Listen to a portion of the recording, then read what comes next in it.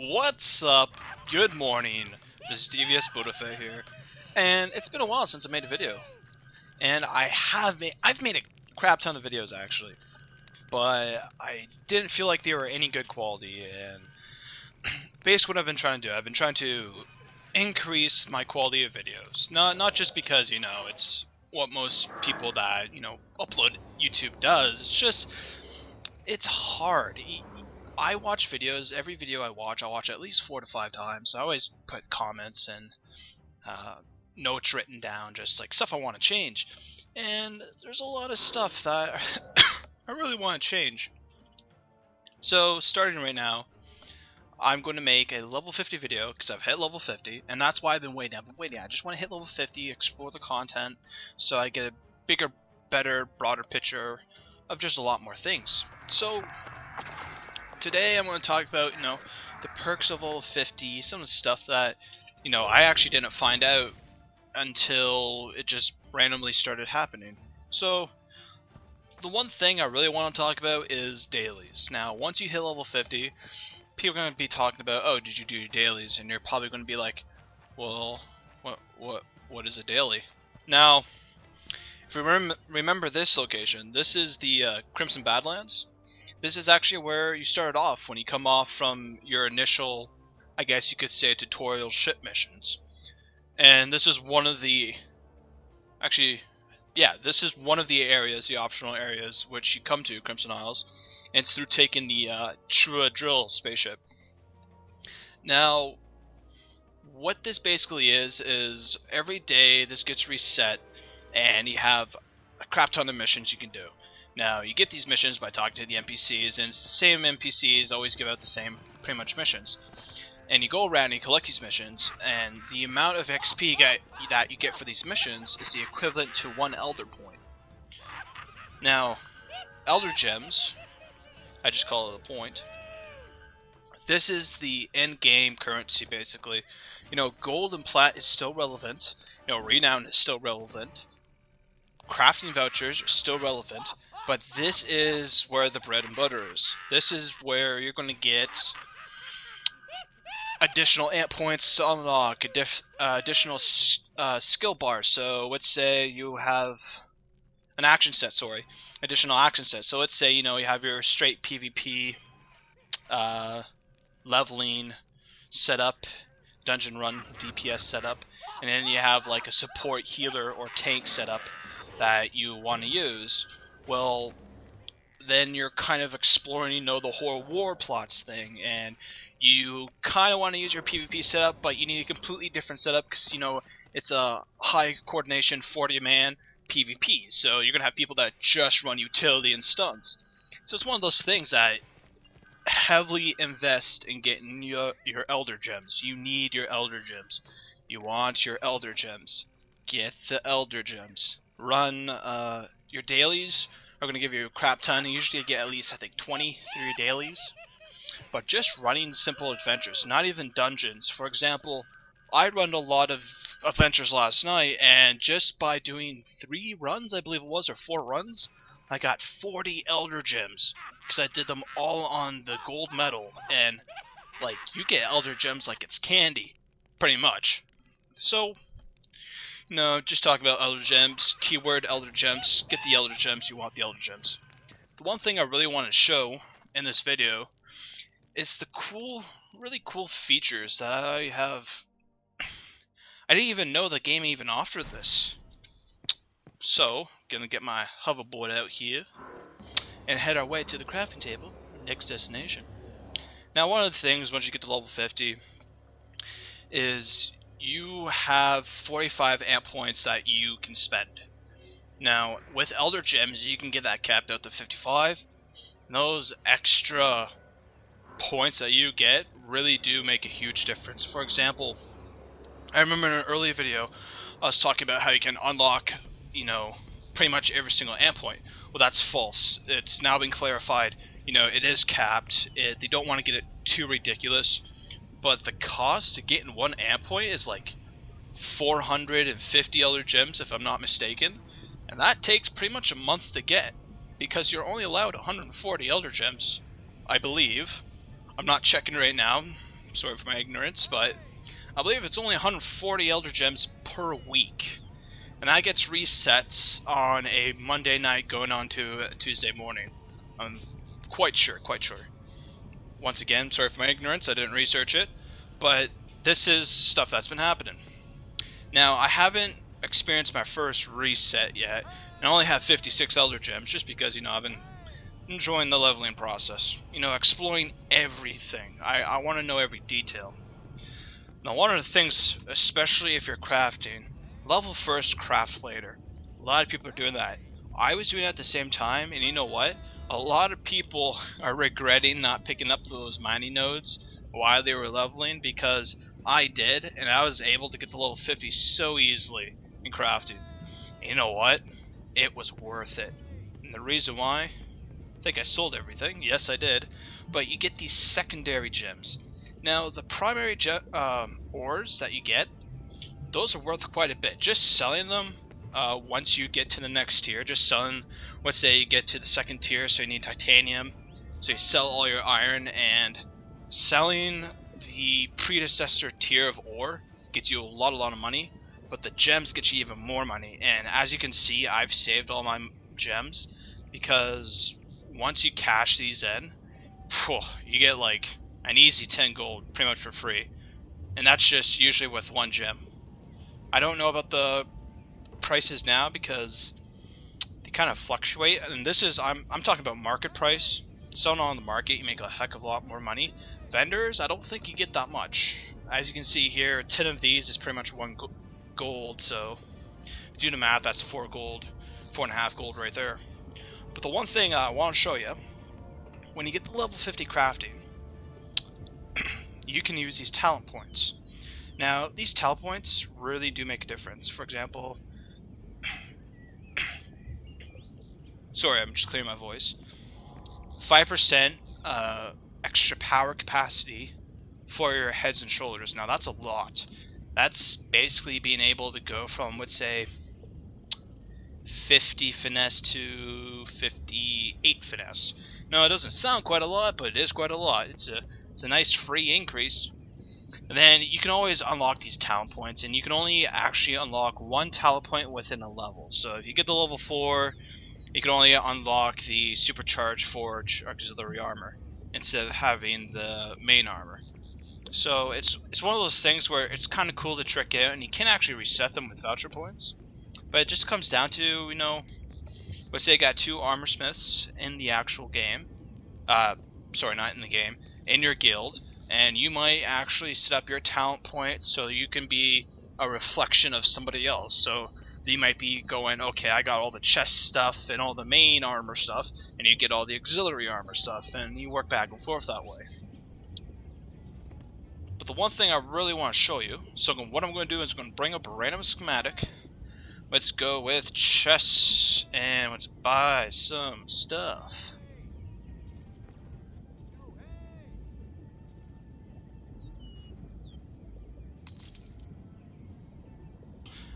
Okie dokie, let's start crafting. What is this? What was that? This is what I want to show you. So once you get to the higher tier of crafting, you get exposed to a different style of crafting. Now, what people usually are just used to is, having your brutality, your moxie, your finesse, your grit, your tech, and that's it.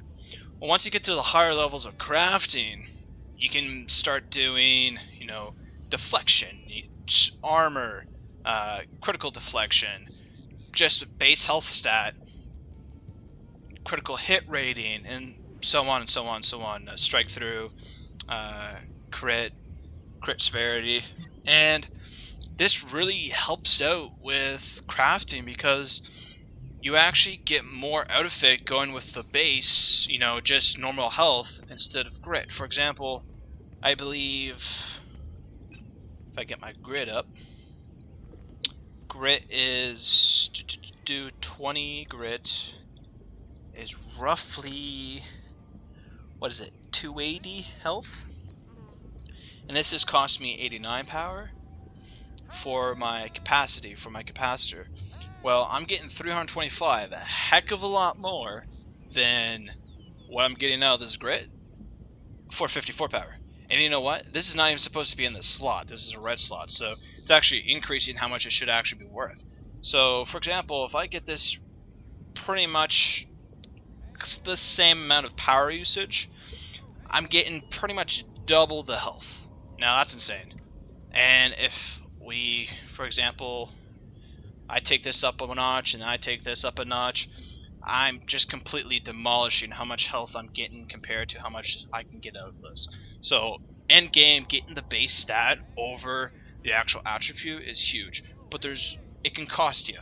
It can cost you, and one of the ways that this can cost you is if you click on your character and you go to your primary stats. Now, once you get to a next, let's say, rank, tier, whatever you want to call it, it's known as a rank, you actually miss out on these little checkpoints that you hit.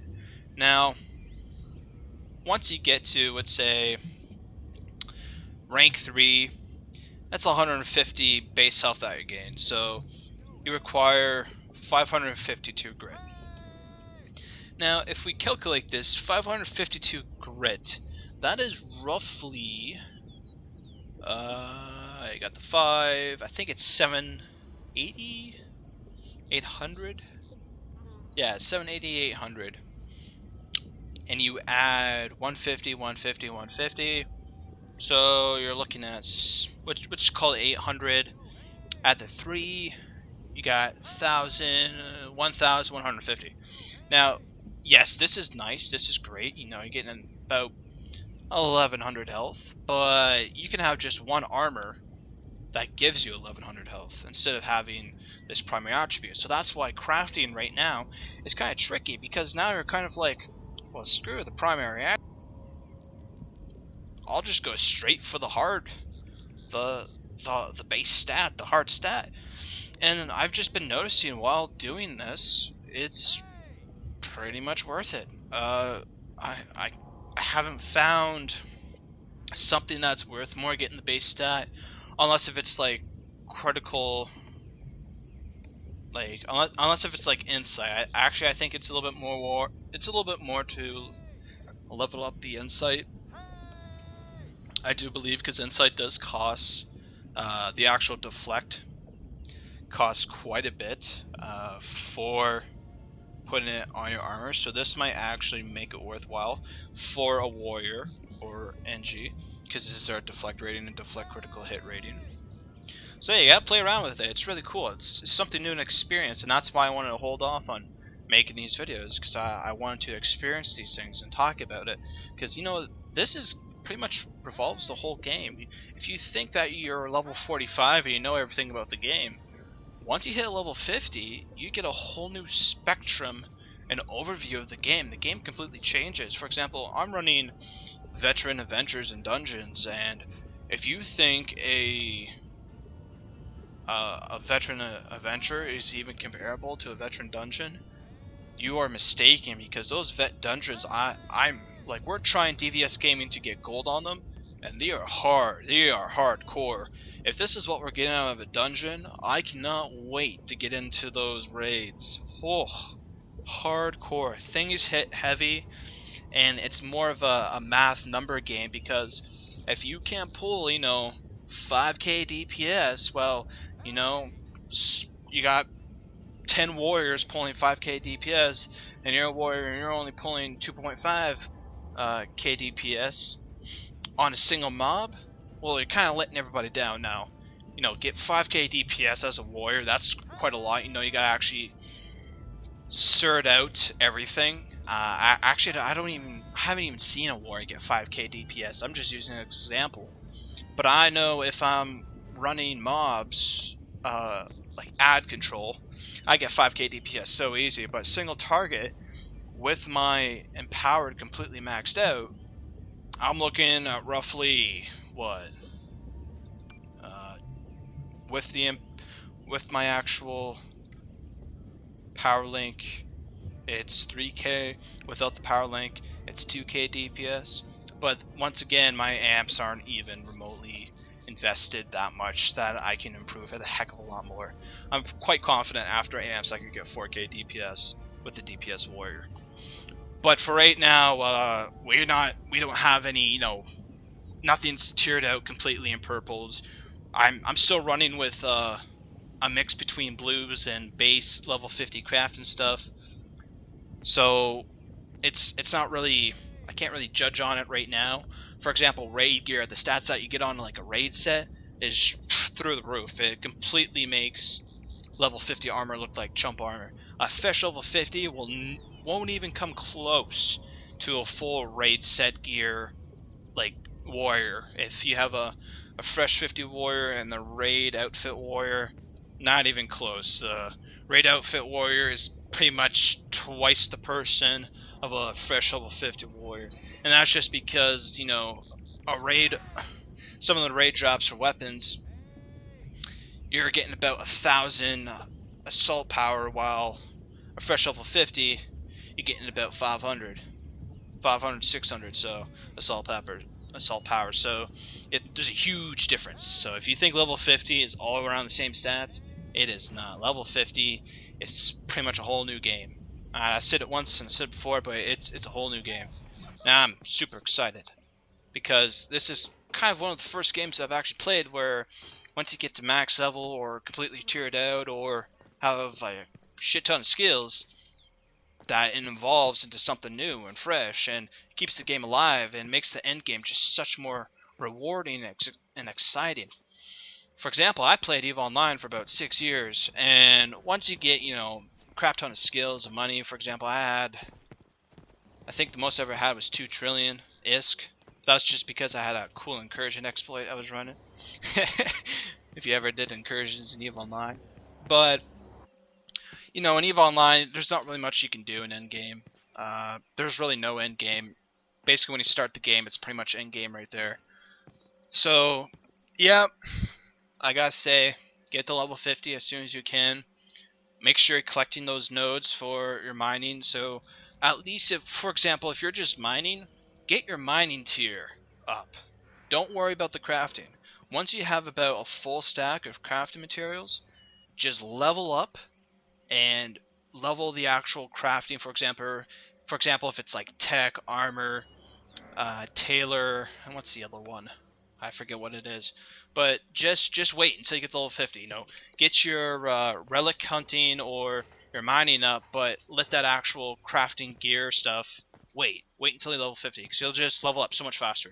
So I took time in crafting, and really, if I just focused on my mining and didn't focus on my crafting, I would have been level 50 a heck of a lot sooner. I'll be making these videos a lot sooner too. So yeah, once you hit level 50, it's a brand new game. Everything changes for everybody. It's not just warriors.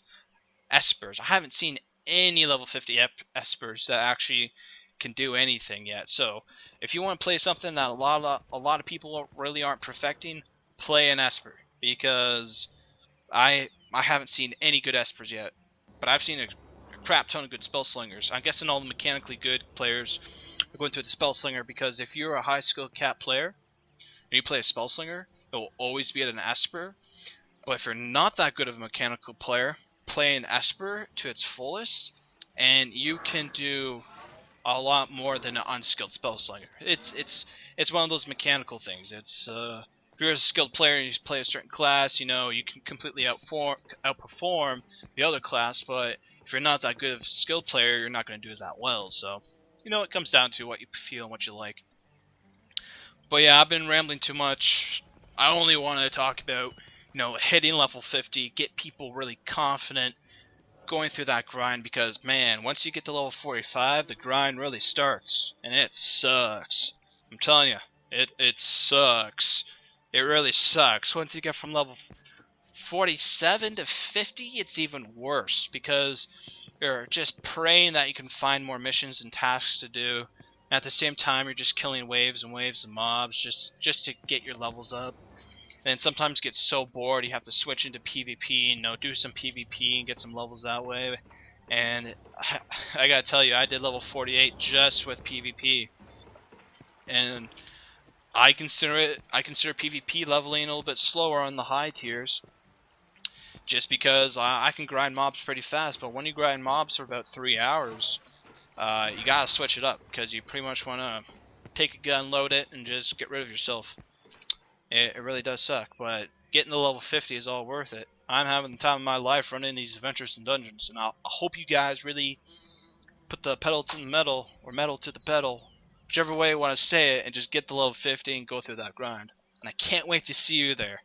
That'll be awesome, especially if you're in exile, because if a stalker tries to jump me again, I'll just wreck them every single time. Warriors OP, DVS Bodafet, DVS Gaming, Wildstar, get to level 50 now. Do it! Go! See ya.